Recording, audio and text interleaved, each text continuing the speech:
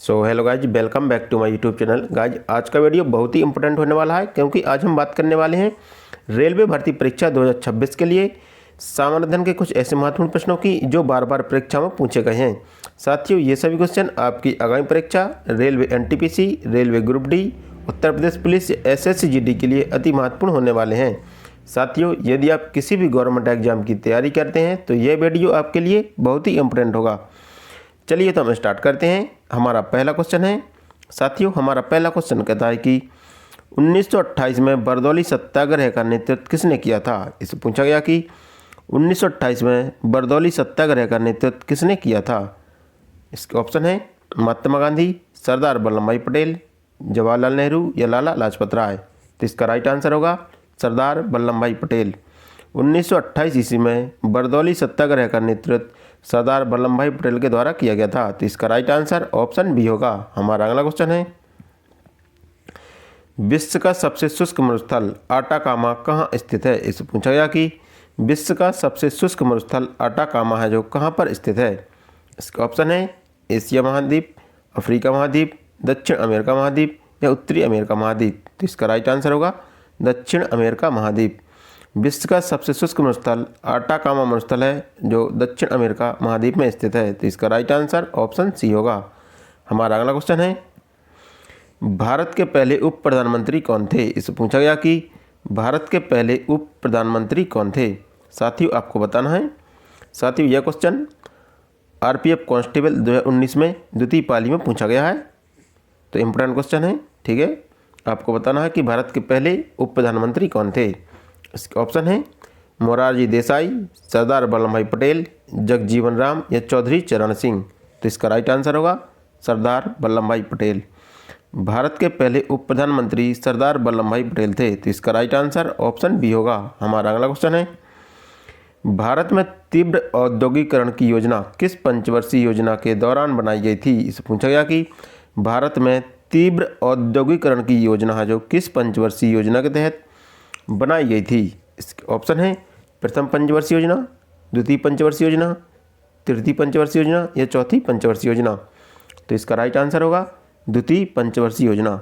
भारत में औद्योगिकरण की योजना जो द्वितीय पंचवर्षीय योजना के द्वारा तहत बनाई गई थी। तो इसका राइट आंसर ऑप्शन बी होगा। हमारा अगला क्वेश्चन है, साथियों हमारा अगला क्वेश्चन कहता है कि सूर्य से पृथ्वी की औसत दूरी कितनी है। इससे पूछी गई है कि सूर्य से पृथ्वी की औसत दूरी पूछी गई है वो कितनी है। इसका ऑप्शन है 12.56 crore kilometre, 14.96 crore kilometre, 16.20 crore kilometre या 10.15 करोड़ किलोमीटर। तो इसका राइट आंसर होगा 14.96 करोड़ किलोमीटर। ठीक है, सूर्य और पृथ्वी की औसत दूरी 14.96 करोड़ किलोमीटर या 15 करोड़ किलोमीटर है। ठीक है ना, ये लगभग में पूछी गई है, औसत दूरी लगभग में पूछी गई है। तो इसका राइट आंसर ऑप्शन बी होगा। हमारा अगला क्वेश्चन है, भारतीय संविधान के किस अनुच्छेद के तहत वित्त आयोग का गठन किया जाता है। इससे पूछा गया कि भारतीय संविधान के किस अनुच्छेद के तहत वित्त आयोग का गठन किया जाता है। इसका ऑप्शन है अनुच्छेद 250, अनुच्छेद 280, अनुच्छेद 324 या अनुच्छेद 360। तो इसका राइट आंसर होगा अनुच्छेद 280। वित्त आयोग का गठन अनुच्छेद 280 के तहत किया जाता है। तो इसका राइट आंसर ऑप्शन बी होगा। हमारा अगला क्वेश्चन है, हर्यक वंश का संस्थापक कौन था। इससे पूछा गया कि हर्यक वंश का संस्थापक कौन था। इसका ऑप्शन है बिंबिसार, अजातशत्रु, उदयन या महापद्मनंद। तो इसका राइट आंसर होगा बिंबिसार। हर्यक वंश के संस्थापक बिंबिसार थे। तो इसका राइट आंसर ऑप्शन ए होगा। हमारा अगला क्वेश्चन है, प्रकाश संश्लेषण के दौरान कौन सी गैस मुक्त होती है। इससे पूछा गया कि प्रकाश संश्लेषण के दौरान कौन सी गैस मुक्त होती है। इसका ऑप्शन है कार्बन डाइऑक्साइड, नाइट्रोजन, ऑक्सीजन या हाइड्रोजन। तो इसका राइट आंसर होगा ऑक्सीजन। प्रकाश संश्लेषण के दौरान पौधे ऑक्सीजन मुक्त करते हैं और CO2 ग्रहण करते हैं। तो इसका राइट आंसर होगा ऑप्शन सी ऑक्सीजन। हमारा अगला क्वेश्चन है, पीलिया रोग शरीर के किस अंग को प्रभावित करता है। इससे पूछा गया कि पीलिया रोग में शरीर का कौन सा अंग प्रभावित होता है।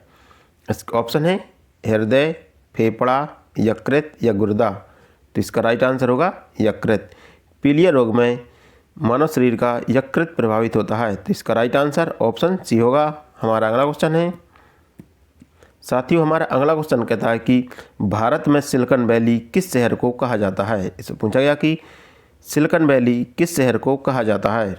इसका ऑप्शन है हैदराबाद, बेंगलुरु, मुंबई या चेन्नई। तो इसका राइट आंसर होगा बेंगलुरु। बेंगलोर को सिलिकॉन वैली के नाम से जानते हैं, तो इसका राइट आंसर ऑप्शन बी होगा। हमारा अगला क्वेश्चन है सार्क का मुख्यालय कहाँ स्थित है? इससे पूछा गया कि सार्क का मुख्यालय कहाँ पर स्थित है? इसका ऑप्शन है नई दिल्ली, ढाका, काठमांडू या कोलंबो। तो इसका राइट आंसर होगा काठमांडू। सार्क का मुख्यालय काठमांडू में स्थित है। साथियों, काठमांडू नेपाल की राजधानी है। क्या है? काठमांडू है जो नेपाल की राजधानी है। तो इसका राइट आंसर ऑप्शन सी होगा। हमारा अगला क्वेश्चन है ध्वनि की तीव्रता मापने की इकाई क्या है? इससे पूछा गया कि ध्वनि की तीव्रता किस में मापी जाती है? ऑप्शन है हर्ट्ज, डेसिबल, कैंडेला या एम्पियर। तो इसका राइट आंसर होगा डेसिबल। ध्वनि की तीव्रता डेसिबल में मापी जाती है, तो इसका राइट आंसर ऑप्शन बी होगा। हमारा अगला क्वेश्चन है विंग्स ऑफ फायर पुस्तक के लेखक कौन है? इससे पूछा गया कि विंग्स ऑफ फायर पुस्तक के लेखक कौन है? इसका ऑप्शन है जवाहरलाल नेहरू, APJ अब्दुल कलाम, महात्मा गांधी या अटल बिहारी वाजपेयी। तो इसका राइट आंसर होगा APJ Abdul Kalam. Wings of fire पुस्तक APJ अब्दुल कलाम के द्वारा लिखी गई थी, तो इसका राइट आंसर ऑप्शन बी होगा। हमारा अगला क्वेश्चन है विश्व का सबसे बड़ा नदी द्वीप माजुली द्वीप किस नदी पर स्थित है? इससे पूछा गया कि वो माजुली द्वीप है वह किस नदी पर स्थित है?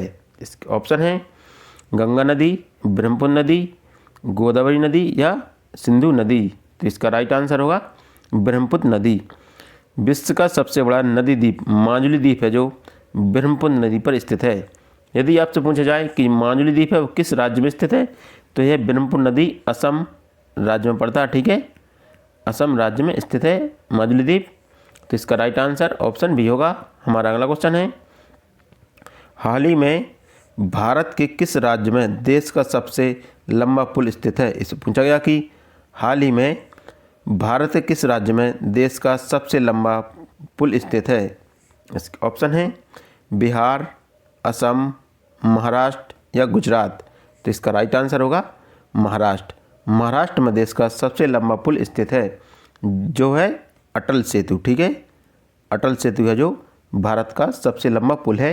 यह मुंबई से नवी मुंबई को जोड़ता है, तो इसका राइट आंसर ऑप्शन सी होगा। हमारा अगला क्वेश्चन है वर्तमान में भारत का सबसे लंबा नदी पुल कौन सा है? इससे पूछा गया कि भारत का सबसे लंबा नदी पुल कौन सा है। ठीक है, इसमें नदी पुल पूछा है, इस बात का आपको ध्यान देना है कि कौन सा पुल पूछा है। ठीक है, इसका ऑप्शन है महात्मा गांधी सेतु, भूपेन हजारिका सेतु, दिबांग नदी पुल या बांद्रा वर्ली सी लिंक।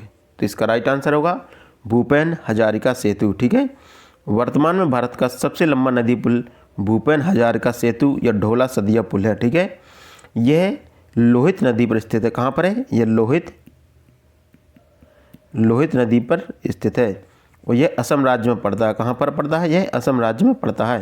तो इसका राइट आंसर ऑप्शन बी होगा। हमारा अगला क्वेश्चन है भारत का सबसे ऊंचा बांध कौन सा है? इससे पूछा गया कि भारत का सबसे ऊंचा बांध कौन सा है। इसमें हाइट पूछी गई है कि भारत का सबसे ऊंचा बांध कौन सा है। इसका ऑप्शन है भाखड़ा नागल बांध, हीराकुंड बांध, टिहरी बांध या सरदार सरोवर बांध। तो इसका राइट आंसर होगा टिहरी बांध। ठीक है, टिहरी बांध भारत का सबसे ऊंचा बांध है। टिहरी बांध उत्तराखंड में स्थित है। कहाँ पर है? टिहरी बांध उत्तराखंड में स्थित है और यह भागीरथी नदी पर बना है। कहाँ पर? भागीरथी नदी पर बनाया गया है। ठीक है, तो इसका राइट आंसर ऑप्शन सी होगा। साथियों, यदि हम बात करें कि हीराकुंड बांध कहाँ पर स्थित है, तो हीराकुंड बांध उड़ीसा में स्थित है। कहाँ पर? यह उड़ीसा में स्थित है। सरदार सरोवर बांध यह गुजरात में स्थित है। कहाँ पर? सरदार सरोवर बांध है यह गुजरात में स्थित है। यदि बात करें कि भाखड़ा नागल बांध, ये भाखड़ा नागल बांध पंजाब में स्थित है। यह कहाँ पर है? पंजाब में सिंध और सतलज नदी पर स्थित है। ठीक है, जो भाखड़ा नागल बांध है ये पंजाब में सतलज नदी पर स्थित है। हीराकुंड बांध उड़ीसा में स्थित है। सरदार सरोवर बांध, ठीक है, ये गुजरात में स्थित है। और जो टिहरी बांध है यह उत्तराखंड में भागीरथी नदी पर स्थित है, ठीक है। इतनी बात आपको ध्यान रखनी है। हमारा अगला क्वेश्चन है, साथियों हमारा अगला क्वेश्चन कहता है कि भारत की सबसे लंबी नदी कौन सी है। इस पूछा गया है कि भारत की सबसे लंबी नदी कौन सी है। इसमें नदी की लंबाई पूछी गई है, ठीक है। इसका ऑप्शन है ब्रह्मपुत्र नदी, गोदावरी नदी, गंगा नदी या सिंधु नदी। तो इसका राइट आंसर होगा गंगा नदी। भारत की सबसे लंबी नदी गंगा नदी है। इसकी लंबाई 2525 किलोमीटर है। कितनी? 2525 किलोमीटर है। तो इसका राइट आंसर ऑप्शन सी होगा। हमारा अगला क्वेश्चन है, विश्व और भारत की सबसे ऊंची मूर्ति कौन सी है। इस पूछा गया कि विश्व और भारत की सबसे ऊंची मूर्ति कौन सी है। इसका ऑप्शन है statue of liberty, statue of belief, statue of unity या स्टैच्यू ऑफ इक्विटी। तो इसका राइट आंसर होगा स्टैच्यू ऑफ यूनिटी, ठीक है। भारत की सबसे ऊंची मूर्ति स्टैच्यू ऑफ यूनिटी है, ठीक है। तो इसका राइट आंसर ऑप्शन सी होगा। साथियों स्टैच्यू ऑफ यूनिटी गुजरात में स्थित है। कहाँ पर? यह गुजरात राज्य में स्थित है और यहाँ पर सरदार वल्लभ भाई पटेल की मूर्ति है। क्या है? स्टैच्यू ऑफ यूनिटी है जो सरदार वल्लभ भाई पटेल की मूर्ति है। यदि बात करें इसकी ऊंचाई की, कितनी ऊंची है, तो यह 182 मीटर ऊंची है। कितनी है? ये 182 मीटर इसकी ऊंचाई है। हमारा अगला क्वेश्चन है, भारत का सबसे लंबा राष्ट्रीय राजमार्ग कौन सा है। इससे पूछा गया कि भारत का सबसे लंबा राष्ट्रीय राजमार्ग कौन सा है। इसका ऑप्शन है NH7, NH44, NH1 या NH2। तो इसका राइट आंसर होगा NH44। भारत का सबसे लंबा राष्ट्रीय राजमार्ग NH44 है। यह श्रीनगर से कन्याकुमारी तक जाता है। कहाँ पर? श्रीनगर से कन्याकुमारी तक जाता है। तो इसका राइट आंसर ऑप्शन बी होगा। हमारा अगला क्वेश्चन है, भारत का सबसे ऊंचा प्रवेश द्वार कौन सा है। इससे पूछा गया कि भारत का सबसे ऊंचा प्रवेश द्वार कौन सा है। इसका ऑप्शन है India Gate, gate of India, gateway of India, Buland Darwaza या अलाई दरवाज़ा। तो इसका राइट आंसर होगा बुलंद दरवाज़ा। भारत का सबसे ऊंचा प्रवेश द्वार बुलंद दरवाज़ा है। यह फतेहपुर सीकरी में स्थित है। कहाँ पर? यह फतेहपुर सीकरी में स्थित है। तो इसका राइट आंसर ऑप्शन सी होगा। हमारा अगला क्वेश्चन है, भारत की सबसे लंबी तटरेखा वाला राज्य कौन सा है। इससे पूछा गया कि भारत की सबसे लंबी तटरेखा वाला राज्य कौन सा है। इसका ऑप्शन है महाराष्ट्र, तमिलनाडु, गुजरात या आंध्र प्रदेश। तो इसका राइट आंसर होगा गुजरात। भारत की सबसे लंबी तटरेखा गुजरात राज्य की लगती है। तो इसका राइट आंसर ऑप्शन सी होगा। साथियों यदि आपसे पूछ लिया जाए कि भारत के कितने राज्य समुद्र तटरेखा से लगते हैं, तो भारत के कुल 9 राज्य हैं जो समुद्री तटरेखा से लगते हैं, ठीक है। इतनी बात आपको याद रखनी है। हमारा अगला क्वेश्चन है, वर्तमान में दुनिया का सबसे ऊंचा रेलवे आर्च ब्रिज कहाँ स्थित है। इससे पूछा गया कि वर्तमान में दुनिया का सबसे ऊंचा रेलवे आर्च ब्रिज कहाँ पर स्थित है। इसका ऑप्शन है चिनाब नदी जम्मू कश्मीर, गंगा नदी बिहार, चंबल नदी राजस्थान या तीस्ता नदी सिक्किम। तो इसका राइट आंसर होगा चिनाब नदी जम्मू कश्मीर। वर्तमान में दुनिया का सबसे ऊंचा रेलवे आर्च ब्रिज चिनाब नदी पर है, वह जम्मू कश्मीर राज्य में स्थित है। तो इसका राइट आंसर ऑप्शन ए होगा। हमारा अगला क्वेश्चन है, भारत की सबसे लंबी सुरंग कौन सी है। इस पूछा गया कि भारत की सबसे लंबी सुरंग कौन सी है। इसका ऑप्शन है जवाहर सुरंग, अटल सुरंग, डॉक्टर श्यामा प्रसाद मुखर्जी सुरंग या पीर पंजाल सुरंग। तो इसका राइट आंसर होगा डॉक्टर श्यामा प्रसाद मुखर्जी सुरंग या चेनानी नासरी सुरंग, ठीक है। तो इसका राइट आंसर ऑप्शन सी होगा कि भारत की सबसे लंबी सुरंग डॉक्टर श्यामा प्रसाद मुखर्जी सुरंग या चेनानी नासरी सुरंग है। तो इसका राइट आंसर ऑप्शन सी होगा। हमारा अगला क्वेश्चन है, भारत का सबसे ऊंचा जलप्रपात कौन सा है। इस पूछा गया कि भारत का सबसे ऊंचा जलप्रपात कौन सा है। इसका ऑप्शन है जोग जलप्रपात, कुचिकल जलप्रपात, दूधधारा जलप्रपात या त्रिकोट जलप्रपात। तो इसका राइट आंसर होगा कुचिकल जलप्रपात। भारत का सबसे ऊंचा जलप्रपात कुचिकल जलप्रपात है और यह कर्नाटक राज्य में पड़ता है। कहाँ पर? यह कर्नाटक राज्य में पड़ता है। तो इसका राइट आंसर ऑप्शन बी होगा। हमारा अगला क्वेश्चन है, दुनिया और भारत का सबसे ऊंचा रेलवे आर्च किस नदी पर बना है? इस पूछा गया कि दुनिया और भारत का सबसे ऊंचा रेलवे आर्च ब्रिज है जो किस नदी पर बनाया गया है? तो इसका ऑप्शन है झेलम नदी, चिनाब नदी, सतलुज नदी या सिंधु नदी। तो इसका राइट आंसर होगा चिनाब नदी। भारत और दुनिया का सबसे ऊंचा रेलवे आर्च ब्रिज चिनाब नदी पर बनाया गया है और यह जम्मू कश्मीर राज्य में पड़ता है। कहाँ पर? जम्मू कश्मीर राज्य में चिनाब नदी स्थित है। तो इसका राइट आंसर ऑप्शन बी होगा। हमारा अगला क्वेश्चन है, वर्तमान में भारत का सबसे ऊंचा पियर ब्रिज, मतलब पिलर वाला ब्रिज है, खम्भों वाला पुल कहाँ निर्मित किया गया? इससे पूछा गया कि वर्तमान में भारत का सबसे ऊंचा पियर ब्रिज या खम्भों वाला पुल कहाँ निर्मित किया गया? इसका ऑप्शन है हिमाचल प्रदेश, अरुणाचल प्रदेश, मणिपुर या उत्तराखंड। तो इसका राइट आंसर होगा मणिपुर। भारत का सबसे ऊंचा खम्भों वाला पुल या पियर ब्रिज मणिपुर में स्थित है। तो इसका राइट आंसर ऑप्शन सी होगा। हमारा अगला क्वेश्चन है, भारत का सबसे ऊंचा मोटर मार्ग पुल कर्नल चेवांग रिनचेन सेतु कहाँ स्थित है? इस पूछा गया कि भारत का सबसे ऊंचा मोटर मार्ग पुल कर्नल चेवांग रिनचेन सेतु कहाँ पर स्थित है? इसका ऑप्शन है सिक्किम, लद्दाख, जम्मू या स्पीति। तो इसका राइट आंसर होगा लद्दाख। जो कर्नल चेवांग रिनचेन सेतु लद्दाख में स्थित है और यह श्योक नदी पर बनाया गया है। कहाँ पर? यह श्योक नदी पर बनाया गया एक पुल है। तो इसका राइट आंसर ऑप्शन बी होगा। हमारा अगला क्वेश्चन है, चिनाब रेलवे ब्रिज की कुल ऊंचाई नदी तल से कितनी है? इस पूछा गया कि जो रेलवे ब्रिज है जो चिनाब नदी पर बनाया गया है, इसकी नदी तल से ऊंचाई कितनी है? इसका ऑप्शन है 324 मीटर, 359 मीटर, 400 मीटर या 385 मीटर। तो इसका राइट आंसर होगा 359 मीटर।